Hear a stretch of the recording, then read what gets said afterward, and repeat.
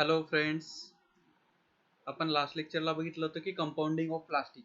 Compounding of plastic मध्ये काय, ते जे ऍडिटिव्ह त्यामध्ये काय केले जातात, ऍड केले जातात आणि त्या थ्रू त्याची काय केली जाते, ड्युरेबिलिटी ही वाढवली जाते. त्यामध्ये आपण प्लास्टिसायझर बघितले, त्याचे रोल बघितले, कशा प्रकारे प्लास्टिसायझर तिथे रोल शो करतात ते पण बघितलं. त्यानंतर स्टॅबिलायझर कशा प्रकारे ऍड केले जातात, कोणते स्टॅबिलायझर तिथे ऍड केले जातात, ऑर्गॅनिक, इनऑर्गॅनिक, ऑर्गॅनोमेटॅलिक कंपाऊंड त्यामध्ये ऍड केले जातात, ऑर्गॅनिटी.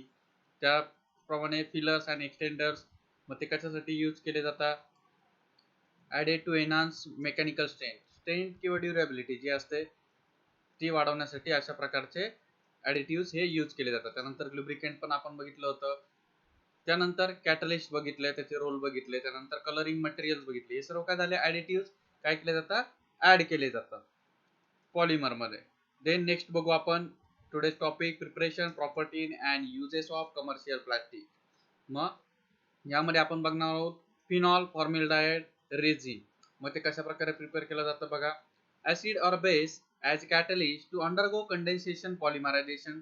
Product nature depend on the catalyst and the ratio of phenol and formaldehyde. बघा, फिनॉल घेतलाय आणि फॉर्मल्डिहाइड घेतलाय, त्याची इन प्रेझेन्स ऑफ बेस किंवा ऍसिडच्या प्रेझेन्स मध्ये काय केली जाते, रिॲक्शन केली जाते. त्यापासून काय फॉर्म होतोय, novel resin is a linear thermoplastic polymer whereas bakelite is a cross-linked thermosetting polymer. हे ऑलरेडी आपण बघितलंय की थर्मोप्लास्टिक आणि थर्मोसेटिंग पॉलिमर मध्ये हे ऑलरेडी आपण बघितलेलं आहे. बघा इथे फिनॉलची रिॲक्शन कशासोबत होते, formaldehyde in presence of OH as a base किंवा एखादा ऍसिड कॅटलिस्ट इथे यूज करून रिॲक्शन ही केली जाते. मग तिथे आपल्याला काय मिळतं, अल्फा हायड्रॉक्सी अल्कोहोल और पॅरा हायड्रॉक्सी बेन्झिल अल्कोहोल.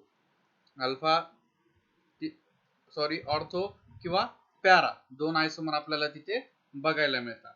ही झाली simple reaction of phenol formaldehyde resin. मग तुम्हाला exam point of view question विचारला जाऊ शकतो, dash dash dash resin is a linear thermoplastic polymer. मग त्यावेळेस ते लक्षात द्यायचं आहे, novel resin is a linear thermoplastic polymer. After that यावरती पण क्वेश्चन विचारला जातो, Bakelite is a crosslink thermoplastic polymer. मग तुम्हाला डॅश डॅश डॅश इथे विचारला जाऊ शकतो किंवा फिल इन द ब्लँक्स, त्यामध्ये तुम्हाला 4 ऑप्शन दिलेले असतील, त्यामध्ये डिफरंट रेझिनचे नाव असतील. मग तुम्हाला तिथे ते आयडेंटिफाय करता आलं पाहिजे की कुठलं पॉलिमर तिथे कोणत्या वेळी फॉर्म होतं. Bakelite is a cross link polymer, लक्षात ठेवायचा वर्ड क्रॉस लिंक. त्याकरता दोन्ही पण जे लाईन्स आहेत त्या काय केले आहे, डार्क केलेलं आहे, डार्क ब्लॅक केलेलं आहे, बोल्ड केलेलं आहे. त्यामुळे हे दोन्ही लाईन व्यवस्थित लक्षात घ्यायचं. यावरती पण क्वेश्चन तुम्हाला विचारला जाऊ शकतो. देन बघा रिॲक्शन, ऑर्थो आयसोमर मिळाल्यानंतर त्यामध्ये पॉलिमरायझेशन होतंय in presence of n number of H2O. बघा कशा प्रकारे लिनियर पॉलिमर, अशा प्रकारे लिनियर पॉलिमर हे फॉर्म होत आहे चेन मध्ये. त्याला काय म्हटलं जातं, नॉवल म्हटलं जातं, नॉवल पॉलिमर.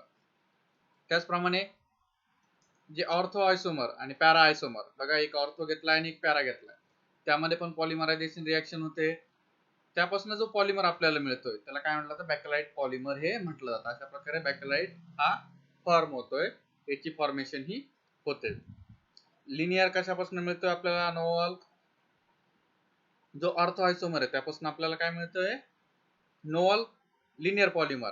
आणि जो ऑर्थो आणि पॅरा दोन आयसोमर ज्यावेळेस कंडेन्सेशन होतंय, तिथे रिॲक्शन होते, तर तिथे काय बॅकेलाइट आपल्याला पॉलिमर हा फॉर्म होतोय. अशा प्रकारे रिॲक्शन किंवा मिक्सचर आपल्याला बघायला मिळतंय. मग लक्षात घ्यायचं बॅकेलाइट कशा वेळी फॉर्म होतोय आणि नॉवल जो आहे तो कशा प्रकारे फॉर्म होतोय. देन बघा properties and uses. Phenolic resins are rigid, hard, water resistance. It resistance to acid, salts, organic solvent. It easily attacked by alkalis due to the presence of free hydroxy group. बघा इथे जो free hydroxy group आहे, दोन्ही पण resin मध्ये तुम्ही जर बघितला असेल तर फ्री हायड्रॉक्सी ग्रुप इथे प्रेझेंट आहे. मग त्यामुळे ते काय होतं, it easily attack by alkalies due to presence of free hydroxy group. Process possess electrical insulating property due to low thermal conductivity. त्याची थर्मल कंडक्टिव्हिटी ही लो आहे, त्याच्यामुळे तो काय एक प्रकारचा इन्सुलेटिंग प्रॉपर्टी तिथे शो करतो. बघा uses, use to fabricate insulator plug switches. जे आपल्या घरामध्ये किंवा डे टू डे लाईफ मध्ये आपण जे इलेक्ट्रिकल इक्विपमेंट यूज करतो त्यामध्ये काही स्विचेस असतात, प्लग असतात. मग ते कशापासून बनवलेले असतात, fabricate insulator plug and switches म्हणजे जे रेजिन्स असतात त्यापासून ते काय केलं जातं मॅन्युफॅक्चर ही केले जातात. Use as cation exchanger razor in water softening मध्ये पण काय करतात ते रोल प्ले करतात. त्यानंतर ॲडिजिव्स इन पेंट्स अँड व्हर्निशेस ॲडिजिव्स म्हणून ते पेंट मध्ये पण यूज केले जातात आणि व्हर्निशेस मध्ये पण यूज केले जातात. Popular shaft for the paper industry and mills जे शाफ्ट असतात ते मॅन्युफॅक्चर करण्यासाठी पण काय केलं जातं अशा प्रकारच्या रेजिनचा यूज केला जातो. देन नेक्स्ट बघू पॉलिमिथिल और त्यालाच काय म्हणलं जातं मिथिल मिथाक्रिलेट त्याचा शॉर्ट फॉर्म काय PMMA. बघा पॉलिमिथिल methyl ॲक्रिलेट PMMA is a transparent thermoplastic often used as a lightweight or shatter resistance alternative to glass. Alternative to glass म्हणून काय केला जातो तो यूज केला जातो. PMMA चा तुम्हाला लॉंग फॉर्म विचारला जाऊ शकतो किंवा तो त्याचा जो रोल आहे तो तुम्हाला तिथे विचारला जाऊ शकतो. तो लाईट वेट आहे की हेवी वेट आहे यावरती पण क्वेश्चन विचारला जाऊ शकतो. मग किंवा which is used as a dash dash dash मग काय ते अल्टरनेटिव्ह टू ग्लास अशा प्रकारे यावरती पण तुम्हाला MCQ हा मिळू शकतो किंवा फॉर्म होऊ शकतो. Although it is not technically a type of glass, the substance has sometimes historically been called as acrylic glass. मग यालाच काय म्हटलं जातं acrylic glass पण म्हटलं जातं. एक्झाम मध्ये क्वेश्चन तुम्हाला विचारला जाऊ शकतो PMMA is also known as acrylic glass असेल सॉलिड ग्लास असेल सिलिकॉन ग्लास असेल अशा प्रकारे तुम्हाला ऑप्शन दिला जाऊ शकतो. मग त्यामध्ये काय acrylic ग्लास हा काय करेक्ट ऑप्शन आहे. Chemically it is a synthetic polymer of methyl methacrylate. बघा मिथिल मिथाक्रिलेट इथे स्ट्रक्चर दिलेलं आहे त्याची काय free radical vinyl polymerisation reaction होते. फ्री रॅडिकल रिॲक्शन आपण बघितलंय कशा वेळी होत आहे होमोलॅटिक क्लिवेज होत आहे बॉन्डचं आणि त्यानंतर काय होते तिची ऍडिशन होते. नसेल बघितलं तर सुरुवातीच्या पॉलिमरायझेशनच्या व्हिडिओ बघून घ्या कशा वेळी फ्री रॅडिकल रिॲक्शन तिथे ऑकर होता हे तिथनं तुम्हाला समजून जाईल. मग इथे काय फ्री रॅडिकल रिॲक्शन होते आणि पॉलिमरायझेशन होतंय मग त्यापासून काय होतंय पॉलिमिथिल मिथाक्रिलेट तर त्यालाच काय म्हणलं जातं PMMA अशा प्रकारे तो काय होतोय फॉर्म होतोय. मग हा कशाला सबस्टिट्यूट म्हणून यूज केला जातो की ग्लासला सबस्टिट्यूट म्हणून पण तो काय केला जातो यूज केला जातो. आता तुम्ही बघितलं असेल की ॲक्रेलिकच्या ज्या नंबर प्लेट्स असतात किंवा जे फायबर असतात ते काय केले जातात यूज केले जातात. मोस्टली ज्या व्हेकलच्या ज्या नंबर प्लेट असतात त्यामध्ये ॲक्रेलिक काय केलं जातं यूज केलं जातं किंवा त्यावरती जो नंबर पेंट केला जातो त्यामध्ये ॲक्रेलिक हे यूज केलं जातं. देन नेक्स्ट बघू property. It is lighter than glass. It's density is about half that of the glass. याची डेन्सिटी काय आहे half of that of glass आणि ग्लास पेक्षा काय कमी काय असतं हलकं असतं वजनाला. शॅटर प्रूफ पण हे असतं. Softer and easier to scratch than glass. ते इतकं सॉफ्ट असतं की जे ग्लासवरती स्क्रॅच वगैरे जे आपण सपोज जर ओरखडे ओढले तर ग्लासवरती आपल्याला इझिली ते दिसतात. बट जे ॲक्रेलिक जे असतं किंवा त्यालाच काय म्हणू आपण PMMA हे जे आहे ते काय आहे स्क्रॅच रेजिस्टन्स असतं. It is scratch resistance coating may be applied. It transmit more light than glass. बघा आता विंडोज जे असतात जे कन्स्ट्रक्शन इंडस्ट्री असते ती डे टू डे लाईफ काय इम्प्रूव्ह होत चालली किंवा जे सिव्हिल इंजिनिअरिंग आहे ते डेव्हलप होत चाललंय. मग त्यामध्ये काय ज्या जुन्या ज्या ग्लास होतात किंवा आपल्या नॉर्मल ज्या ग्लास असतात ते काय करतात टोटल जे लाईट आहे ते काय करते ऍब्झॉर्ब करतात. मग त्या ऍब्झॉर्ब काय होतंय की रूमचं टेम्परेचर इन्क्रीज होतं. आता आपण नॉर्मल ग्राउंड स्टेटला आपण राहत असतो बट जे बिल्डिंग्स वगैरे असतात ज्या हेवी बिल्डिंग्स असतात किंवा मोठ्या मजल्यांच्या ज्या बिल्डिंग असतात त्यामध्ये अशा प्रकारे ज्या ग्लास फिट करणं हे इम्पॉसिबल असतं किंवा त्या धोकादायक असू शकतात कारण ते काय करतात टोटल हीट ऍब्झॉर्ब करतात. टोटल हीट जर ऍब्झॉर्ब जर झाली आणि त्यातली जर काहीच इमिट नाही झाली तर काय होतं रूमचं टेम्परेचर इन्क्रीज होऊन जातं. मग अशा वेळेस ते प्रॉब्लेम सॉल्व्ह करण्यासाठी काय केला जातो की ॲक्रेलिक ग्लासेस तिथे यूज केले जातात. It transmit more than light it transmit more light than glass. Glass पेक्षा ते काय करतात मोर लाईट काय करतात ट्रान्समिट करतात. About 92% of visible light. 92% पर्यंत ते काय करता लाईट ट्रान्समिट करू शकता. does not filter UV light may be coated with UV film. जर ते acrylic जी ग्लास आहे ती UV लाईट ट्रान्समिट करत नाही, पण मग त्यासाठी काय केलं जातं, त्यावरती UV कोटेड फिल्म ही यूज केली जाते. More transparent than glass, so windows can be made thicker. मग विंडोज जे आहे ते प्रिपेअर करण्यासाठी काय केलं जातं, acrylic ग्लास या यूज केला जातो. Then application of PMMA, it is safety glass such as plexiglass and lucite, use rays from windows for aquarium and underwater restaurant, to safety shields at hooky rings, to skylights in your home, to simple paperweights. Paperweight मध्ये पण ते use केलं जातं. त्यानंतर Windows for aquarium, बघा different जे aquarium असतात त्यामध्ये जे मासे वगैरे ठेवलेले असतात किंवा जे पाण्यात राहणारे जे प्राणी असतात ते ठेवलेले असतात किंवा त्यामध्ये ते असतात. मग अशा वेळेस काय त्याचा ग्लास यूज केले जातात, त्या कशापासून अक्रेलिक पासून त्या यूज केले जातात. ते काय एक प्रकारचं सेफ्टी शिल्ड्स म्हणून ते यूज केलं जातं तिथे. Use as a bone cement for use of orthoplastic procedure to the hip, knee and other joints for the fixation of polymer or metallic prosthetic implants to living bone.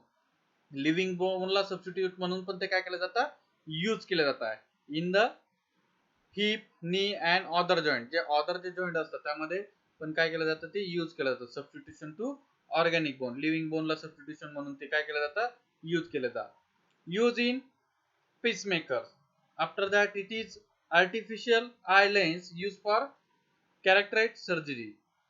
बघा eye lens जे पण असतात ते कशापासून बनवले जातात, acrylic पासून बनवले जातात. मीन्स बघा अक्रेलिक चे किती युजेस आहे आपल्या डे टू डे लाईफ मध्ये. ते नेक्स्ट बघा युरिया फॉर्मल्डिहाइड रेझिन. बघा युरिया घेतलाय, त्याची रिएक्शन केली फॉर्मल्डिहाइड सोबत. जर 1 युनिट घेतला तर त्याच्यापासून काय मोनो मिथिल युरिया फॉर्म होतोय, आणि 2 जर युनिट जर घेतले तर ते काय फॉर्म होतोय, डायमिथिल युरिया तिथे फॉर्म होतोय. This is nothing but urea formaldehyde resin. Monomethanol use urea on polymerisation is linear UF resin polymer. बघा जो मोनोमिथिल जो युरिया आहे त्याची काय इन प्रेझेन्स ऑफ हीट काय केली, पॉलिमरायझेशन रिएक्शन केली, त्यापासून आपल्याला काय मिळतंय, यूएफ रेझिन पॉलिमर. बघा this is nothing but UF resin polymer. मग एक्झाम मध्ये तुम्हाला क्वेश्चन यावरती पण विचारला जाऊ शकतो.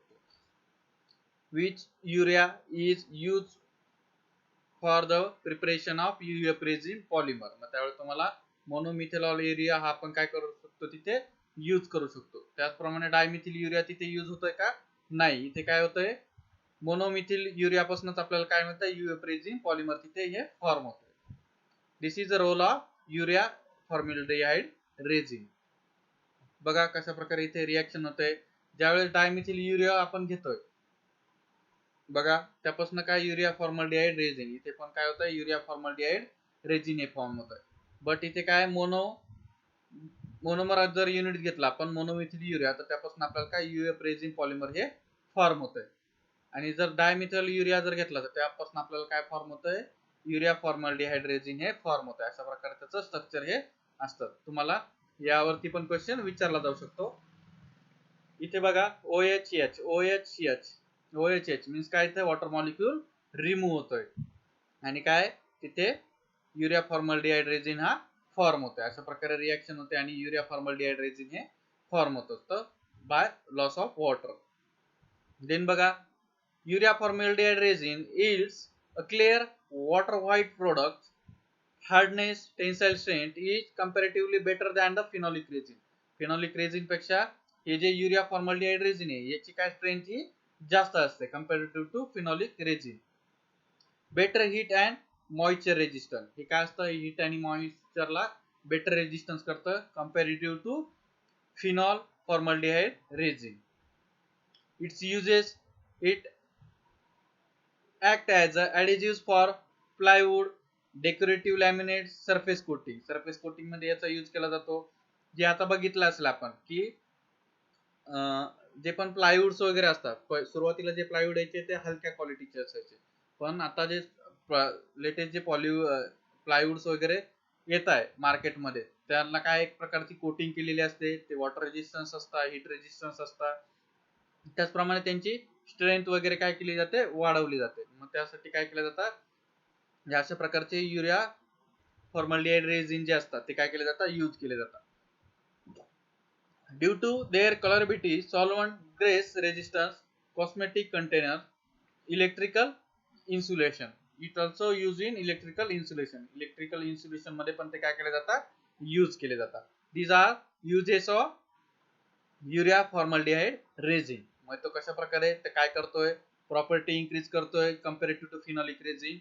त्याचप्रमाणे डिफरंट जे युजेस आहे त्याचे, सरफेस कोटिंग मध्ये तो यूज केला जातो, किंवा कॉस्मेटिक कंटेनर्स मध्ये पण काय केलं जातं, ते यूज केलं जातं, किंवा इलेक्ट्रिकल इन्सुलेशन म्हणून पण तो यूज केला जातो. अशा प्रकारे युरिया फॉर्मल्डिहाइड हे यूज केलं जातं. त्यानंतर बघा कंडक्टिंग पॉलिमर. हा तुमच्या सिलेबस मध्ये पॉइंट नाहीये, पण एक ऍज अ जनरल नॉलेज तुम्हाला माहित असावा की पॉलिमर मध्ये हा पण एक टॉपिक येतो, म्हणून हा आपण टॉपिक बघणार आहोत. Polymers are poor conductors of electricity due to non availability of large number of free electron. जर फ्री इलेक्ट्रॉन जर असतील तर ते काय करतात, एक प्रकारचं कंडक्टिंग मटेरियल म्हणून बिहेव करतात. मग आता आपण आतापर्यंत जे पण बघितले ते काय इलेक्ट्रिकल, वॉटर, रेजिस्टन्स होते. आता कंडक्टिंग बिहेवियर कोण शो करता, आपल्याला माहिती की ज्यामध्ये फ्री इलेक्ट्रॉन असतात, किंवा फ्री इलेक्ट्रॉन कुठे प्रेझेंट असतात, की मेटल्स जे असतात त्यामध्ये फ्री इलेक्ट्रॉन्स हे प्रेझेंट असतात. मग तेच काय करतात, कंडक्टिंग बिहेवियर हे शो करत असतात. मग आता यामध्ये बघू आपण the polymeric material which possesses electrical conductivities on par with metallical conductors known as conducting polymer. म्हणजे कंडक्टिंग प्रॉपर्टी शो करतात, त्यांना काय म्हटलं जातं, कंडक्टिंग पॉलिमर हे म्हटलं जातं. Polymer with polyconjugated structure are insulator in the pure state, but when treated with oxidizing or reducing agent can be converted into polymer salts with the electrical conductivities compared to metals. बघा ज्यावेळेस त्याला heat दिली जाते, normally काय असतं, ते insulator असतात in pure state, but त्यांना जर आपण ऑक्सिडायझिंग किंवा रिड्युसिंग एजंटच्या प्रेझेन्स मध्ये त्याला जर ट्रीट केलं तर त्याचं कन्वर्जन कशामध्ये होतं, पॉलिमर साल्ट मध्ये होतं. आणि ते काय shows good electrical conductivity comparative to metal. Metal पेक्षा जास्त ते इलेक्ट्रिकल कंडक्टिव्हिटी शो करतात. कधी शो करू शकतात ते, ज्यावेळेस त्यांना आपण हीट करू, किंवा in presence of oxidising and reducing रिएजंटच्या प्रेझेन्स मध्ये आपण त्याला कन्वर्ट करू, त्याच वेळेस आपण ते काय शो करतात, इलेक्ट्रिकल कंडक्टिव्हिटी हे शो करत असतात. त्यामध्ये बघा कंडिशन्स काय, polymer should consist of alternating single and double bonds is called as conjugated double bonds. मग त्यामध्ये काय, पॉलिमर मध्ये कॉन्जुगेटेड डबल बॉन्ड्स प्रेझेंट पाहिजे. Polymer matrix has to be distributed. Polymer matrix पण त्यामध्ये डिस्ट्रीब्यूट पाहिजे. Either by removing electrons from them, oxidizing, किंवा electron जर रिमूव्ह जे होत आहे त्याला काय म्हणतो, आपलं ऑक्सिडेशन म्हणतो. और इन्सर्टिंग इलेक्ट्रॉन, त्यालाच काय म्हणू आपण, reduction reaction. The process is non as doping. मग ह्या ज्या टोटल प्रोसेस होता, आयदर इलेक्ट्रॉन रिमूव्ह केलं जातं किंवा इलेक्ट्रॉन ऍड केलं जातं, त्या सर्व प्रोसेसला डोपिंग हे म्हटलं जातं. By doping with electrons donor like alkali metal ion or electron acceptor like AsF5 iodine etcetera, polymer turn to conductive material. Conductive material केव्हा ते फॉर्म होईल, ज्यावेळेस त्यामध्ये काहीतरी ऑक्सिडायझिंग किंवा रिड्युसिंग एजंट काय केले जातात, ऍड केले जातात. इलेक्ट्रॉन डोनेटिंग किंवा इलेक्ट्रॉन विड्रॉइंग ग्रुप त्यावरती ऍड केले जातात, किंवा इलेक्ट्रॉन ऍड केले जातात, त्यावेळेस ते काय एक प्रकारचं डोपिंग मटेरियल तिथे तयार होतं. आणि ज्यावेळेस कुठल्याही कंपाऊंड वरती डोपिंग केली जाते तर ते एक प्रकारचं काय कंडक्टिव्ह मटेरियल म्हणून इथे ऍक्ट होत असतं. Then next point is self healing polymer. It is inspired from biological system.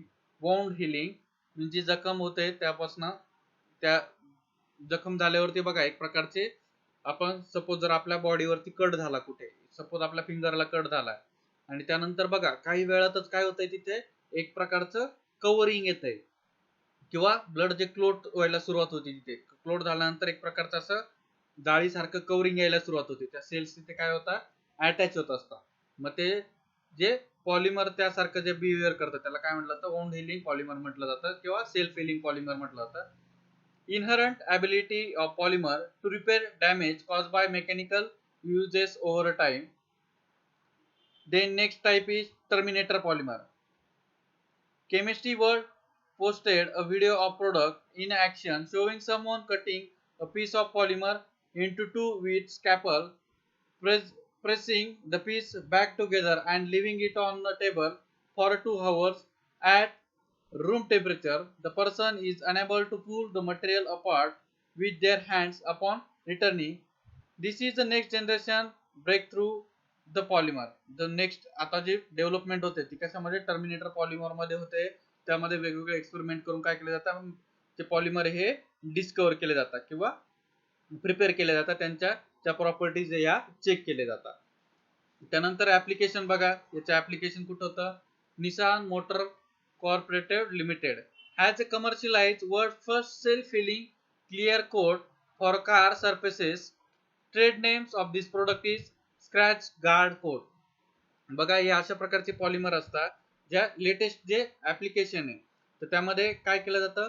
जे पॉलिमर असतात त्यावरती एखादा कट वगैरे जर केला तर कट बीट केल्यानंतर ते काय होतं पुन्हा ऑटोमॅटिकली जॉईन व्हायला सुरुवात होते किंवा त्याच्या ज्या प्रॉपर्टी आहे ते काय होतं पुन्हा रिगेन करता आणि पुन्हा एकमेकांमध्ये कंबाईन व्हायला सुरुवात होता. मग याला काय म्हटलं जातं सेल्फ हिलिंग पॉलिमर म्हटलं जातं. मग अशा प्रकारचं पॉलिमर कुठे यूज केलं जातं. ज्या निसानच्या ज्या काळ त्यांनी ते फर्स्ट मुली काय केलंय त्यांचे जे कोट्स आहे किंवा जे सीट्स कव्हर वगैरे त्यामध्ये ते काय केलंय फर्स्टली यूज केलंय which is scratch guard coat. त्यावरती स्क्रॅच केलं किंवा कट केलं तर ते काय होतं सेल्फ हिलिंग म्हणजे स्वतः ऑटोमॅटिकली ते काय होतं रिपेअर होता किंवा रिगेन करताय.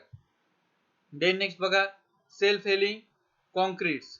मध्ये सेल्फ हिलिंग कॉन्क्रीट्स आहे ते काय आहे आता सध्या पॉलिमर केमिस्ट्री मध्ये त्यावरती प्रोसेस चालू आहे आणि प्रोग्रेस मध्ये ते पण लवकरात लवकर काय केलं जातं मॅन्युफॅक्चर केले जातील किंवा बनवले जातील.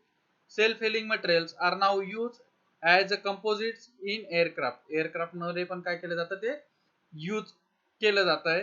कारण का की ते स्वतः काय ते पॉलिमर जर आपण त्यावरती काही कट केला काही जर त्याला जर प्रेस केलं स्ट्रेस जर दिला तर ते काय होतं ऑटोमॅटिकली रिगेन करताय त्यांची पोझिशन ओरिजिनल पोझिशन रिगेन करताय. सपोज जर तुम्ही जर रबरचा एखादा बॉल वगैरे घेतला त्यावरती जर कट केलं तर त्याने काय होत आहे की त्या थ्रू काय होत आहे की एक प्रकारचा कट त्यावरती बसतोय आणि आपल्याला तो कट जो क्लिअर कट दिसतोय. बट आता टेक्नॉलॉजी एवढी डेव्हलप झाली की सेल्फ हिलिंग जे पॉलिमर आहे त्यामध्ये काय होतं त्यावरती आपण कट जरी केला तर ते काय होतं ऑटोमॅटिकली रिगेन करताय त्यांची पोझिशन रिगेन करताय आणि हळूहळू ते जॉईंट व्हायला सुरुवात होते. मीन्स अशा प्रकारे टेक्नॉलॉजी डेव्हलप होत चालली आणि त्यापासून डिफरंट पॉलिमर हे सिंथेसाइज केले जात आहे. त्याचप्रमाणे जे एअरक्राफ्ट असतात त्यामध्ये पण काय आता सेल्फ हिलिंग जे मटेरियल आहे ते यूज करण्यास सुरुवात केलेली आहे. these are applications of polymer or self healing polymer. मग आता आपण कॅरेक्टरिस्टिक्स ऑफ पॉलिमर बघू at the end of this chapter. म्हणजे पॉलिमर असतात त्यांच्या प्रॉपर्टी बघू. It having low density, it shows low coefficient of friction, it is good corrosion resistance. काय corrosion जो गंज वगैरे लागतो त्याला रेजिस्ट करता. Then it have good mould ability. ज्या कंटेनर मध्ये आपण टाकू त्या कंटेनरचा शेप काय करता पॉलिमर हे घेत असता. It has excellent surface finish can be obtain. It can be produce with a close dimensional tolerance. It is economical. याची किंमत पण काय असते कमी असते. जे पॉलिमर डेव्हलप केले जातात त्याची आपण बघू शकतो की प्लास्टिक कॅरी बॅग्स बघा किती लार्जली यूज केल्या जातात किंवा रबर्स वगैरे जे असतात ते काय केले जातात लार्जली यूज केले जातात. It having poor tensile strength. It shows low mechanical property. It having poor temperature resistance. टेम्परेचरला पण ते काय करतात रेजिस्टन्स करतात. Can be produce transparent or different colour. म्हणजे पॉलिमर जे आपण बघितले की त्यामध्ये आपण प्लास्टिक बघितले रबर्स बघितले किंवा डिफरंट रेझिन बघितले हे काय करतात डिफरंट प्रॉपर्टी या शो करतात आणि डिफरंट कलर मध्ये पण ते ऑब्टेन होतात. मे बी ते ट्रान्सपरंट पण असू शकतात किंवा कलर्स पण असू शकतात. Then properties of polymer. The physical properties of polymer such as strength and flexibility depends on. बघा इट इज इम्पॉर्टंट यावरती पण तुम्हाला क्वेश्चन हा विचारला जाऊ शकतो. ते कशावरती डिपेंड असू शकता. Chain length. In general the longer the chain the stronger the polymer. लक्षात घ्यायचे सर्व पॉइंट. जर चेनची लेंथ जर लांब असेल लॉंगर जर असेल तर त्यावेळेस काय स्ट्रॉंगर द पॉलिमर. पॉलिमर काय असतं स्ट्रॉंग असतं. यावरती पण तुम्हाला एमसीक्यू हा विचारला जाऊ शकतो. Then side groups. Polar side groups give stronger attraction between polymer chain, making the polymer stronger. बघा MCQ तुम्हाला कशा प्रकारे विचारले जाऊ शकतो, यावेळी तुम्हाला थिंकिंग करायची यावरती. साइड ग्रुप जर पोलर जर असते तर ते काय करतात, स्ट्रॉंगर अट्रॅक्शन शो करतात आणि काय पॉलिमर स्ट्रॉंगर तिथे होत असतात. Then branching, straight and unbranched chains can pack together more closely than highly branched chains, giving polymer that are more crystalline and therefore stronger. बघा या सर्व काय आपण पॉलिमरच्या प्रॉपर्टी बघतो, यावरती तुम्हाला एक्झाम मध्ये क्वेश्चन हा विचारला जाऊ शकतो. त्यामुळे काय करायचं, प्रॉपर स्टडी करायचा आहे. आणि जर लक्षात येत नसेल तर एक दोन वेळा व्हिडिओ पुन्हा रिपीट करून बघितली तरी चालेल, त्याने तुम्हाला ते क्लिअर कट आयडिया मिळेल. जेवढी जास्त ब्रांचिंग असेल, straight and unbranched chains can pack together more closely than highly branched chains, giving polymer that are more crystalline therefore stronger. जे crystalline जे polymer असतात ते काय असतात, more stronger असतात. Cross linking, if a polymer chains are linked together extremely by covalent bond, the polymer is harder and more difficult to melt. बघा जेवढी जास्त क्रॉस लिंकिंग असेल तेवढं ते पॉलिमर काय असतं, हार्डर असतं. हे सर्व पॉइंट्स काय घ्यायचे, लक्षात घ्यायचे in the properties of polymer. Then next बघू, strength of polymer. In general, the longer the polymer chain, the stronger the polymer. There are two reasons for this. बघा longer chains are more tangled. There are more intramolecular force between the chain because there are more points of contact. These forces, however, are quite weak for polythene. Polythene मध्ये हे forces weak असतात. बघा longer chain are more tangled. Means काय, ते जेवढा जास्त लांब असतात तेवढं काय त्याची ड्युरेबिलिटी किंवा स्ट्रेंथ ही वाढत असते. मग त्यामध्ये काय असतं, मोर इंट्रामॉलिक्युलर फोर्स असतात त्या चेन मध्ये, त्याच्यामुळे ते काय असतात, स्ट्रॉंगर तिथे बिहेवियर हे शो करतात किंवा स्ट्रेंथ ही इन्क्रीज होते. But it is weak in for polythene जे बघतो आपण कॅरी बॅग्स वगैरे, त्यामध्ये ते काय असतात, वीक असतात. Area in the polymer where the chain are closely pack in a regular way are said to be crystalline. जिथे क्लोज पॅक असेल तिथे काय क्रिस्टलाइन ते बिहेवियर शो करतात. The percentage of crystallity in a polymer is very important in determine its properties. The more crystalline the polymer the stronger and less flexible it become. जेवढं जास्त ते crystalline असेल तेवढं ते स्ट्रॉंगर असेल आणि तेवढी त्याची फ्लेक्झिबिलिटी काय होते, कमी होत असते. या झाल्या properties and strength of polymer, आपण सर्व बघितला. देन नेक्स्ट प्रॉपर्टीज बघू. When a polymer is stretched cold round a neck form, in the neck the polymer chain line up producing a more crystalline region. Cold driving leads to an increase in strain. ज्यावेळेस cold method use केली जाते काय, ते काय करते, strength काय करते, increase करते पॉलिमरची. The first polythene which was made contain many chains which were branched. This resulted in a relatively deorganized structure of low strength and density. This is what called low density polythene, or which is denoted as LDPE, low density polythene. बघा जे सुरुवातीचं जे polythene जे manufacture केलं होतं ते strong होतं, त्यामध्ये ब्रांच होता त्यामुळे ते स्ट्रॉंग होतं. बट लॅटर ऑन काय केलंय, त्यामध्ये चेंजेस करून काय प्रिपरेशन केली आहे, लो डेन्सिटी पॉलिथिन, और which is indicated as LDPE. यावरती तुम्हाला MCQ विचारला जाऊ शकतो किंवा long form of LDPE, which is nothing but low density polythene. In the crystalline form the methyl group all have the same orientation along the chain. This is called as isotactic form. In the amorphous form, the methyl groups are randomly oriented.